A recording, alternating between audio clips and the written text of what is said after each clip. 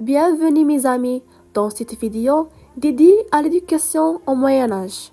Nous explorerons le rôle clé de l'Église dans la transmission des savoirs à travers les écoles monastiques et les premières universités européennes.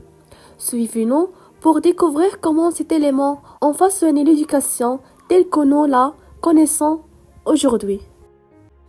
Au Moyen Âge, l'Église était le moteur principal de l'éducation.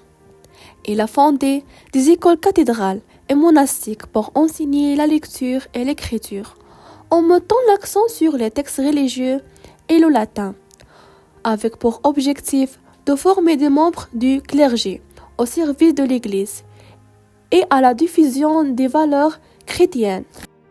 Elle a également préservé le patrimoine culturel grec et romain et contribué à l'introduction de la philosophie et des sciences islamiques en Europe via des centres comme l'Andalousie et la Sicile, renforçant ainsi son rôle de pont entre les cultures et de pilier de la stabilité sociale.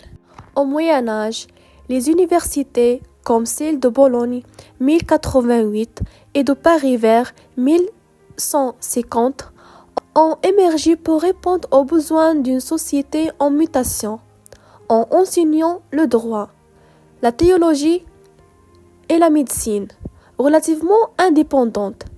Ils ont transmis les savoirs, notamment du monde islamique, tout en formant une élite instruite pour l'Église et l'État.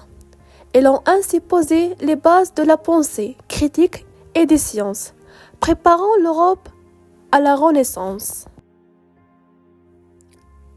L'éducation des chevaliers au Moyen Âge était un processus structuré qui préparait les jeunes nobles à leurs responsabilités militaires et sociales dès l'âge de 7 ans. Un garçon noble devenait page dans la maison d'un autre noble, où il apprenait la morale, l'étiquette et le service. Ensuite, il devenait écuyer formé, un chevalier expérimenté aux techniques de combat, épée, lance, arc et à l'équitation. Cette éducation comprenant également une formation morale basée sur le code de chevalerie, qui valorisait le courage, la loyauté, la générosité et l'humilité.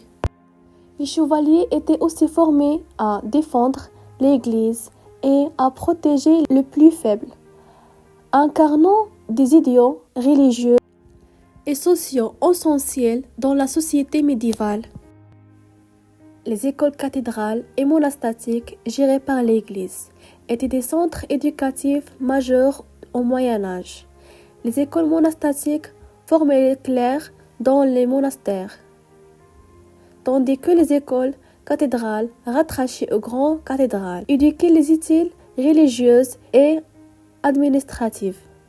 Le programme basé sur les textes religieux, le latin et le trivium s'est enrichi plus tard par le quadrivium, l'enseignement rigoureux et axé sur la mémorisation, visait à préparer à la vie religieuse ou administrative, intégrant ainsi ces écoles au système social et religieux de l'époque.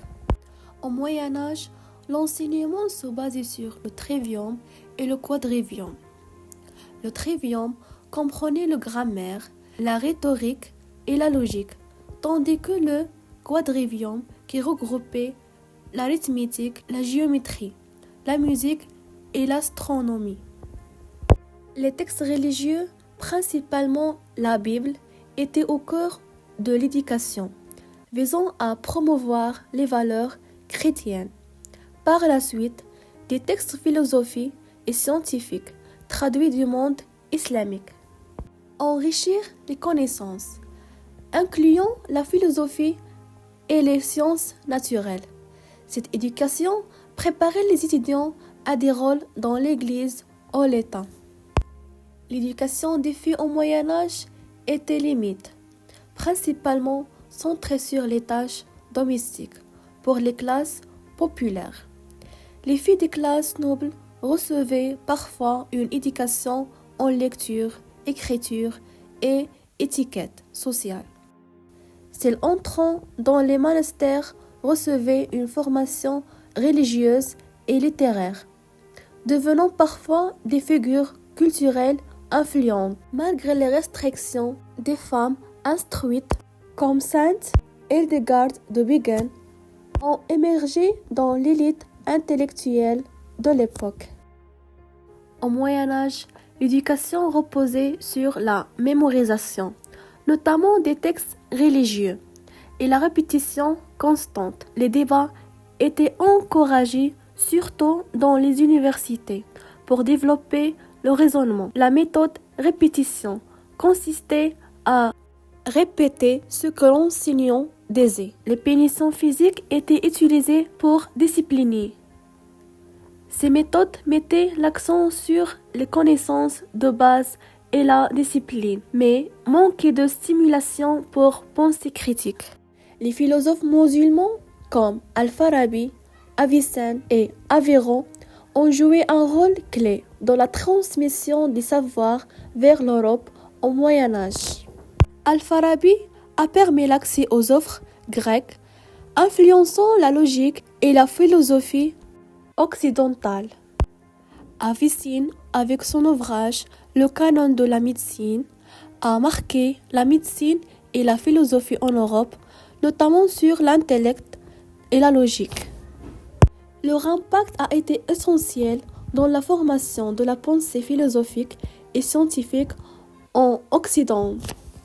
En résumé, l'éducation au Moyen Âge était un moyen d'ancrer les valeurs religieuses et sociales, visant à préparer les garçons à des rôles religieux et militaires, tout en limitant l'éducation des filles, ce qui en faisait un outil de formation des identités sociales et de renforcement de la stabilité politique et sociale.